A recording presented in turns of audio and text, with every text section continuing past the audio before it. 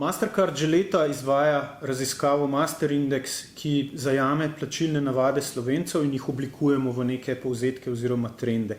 Zadnja raziskava, ki smo jo izvedli oktobra na populaciji od 15 do 55 let, je pokazala, da vedno bolj prevladuje spletno nakupovanje in da je gotovina počasi vedno manj priljubljena v primerjavi z elektronskimi plačilnimi metodami.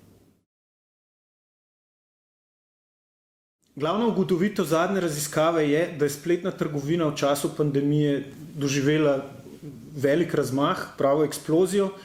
Trenutno nakupuje preko spleta kar 76% prebivalcev. Morda eden od pomembnih kazalcev je tudi, koliko nakupov se opravi na samem spletu in koliko po povzetju storitev oziroma artiklov, ki jih naročimo. In tudi tu vedno več prednjači sam nakup oziroma plačilo v spletni trgovini v primerjavi z plačilom ob dostavi. Glede na to, da je spletna trgovina doživela velik razmah, je zelo pomemben tudi vidik varnosti.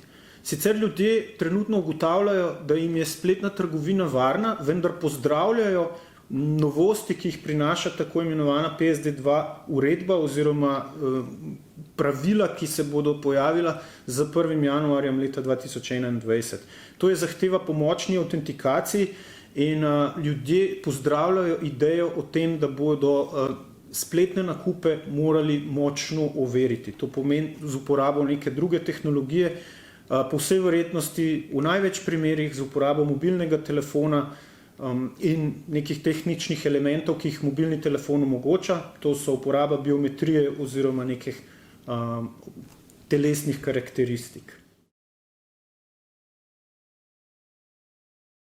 Poleg razmaha spletne trgovine prihaja do določenih sprememb tudi v plačilih na fizičnih prodajnih mestih.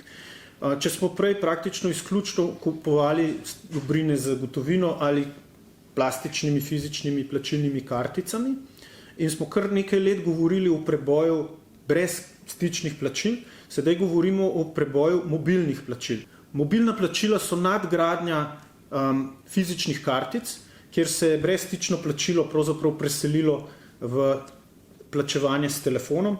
In počasi vse te metode, prikladnost vseh teh metod izrinja priljubljenost gotovine in raziskava kaže, da se je vedno več ljudi odloča za plačilo z debetno kartico, ki postaja najbolj priljubljen plačilni inštrument, in da se vedno bolj zmanjšuje uporaba gotovine oziroma priljubljenost le-te.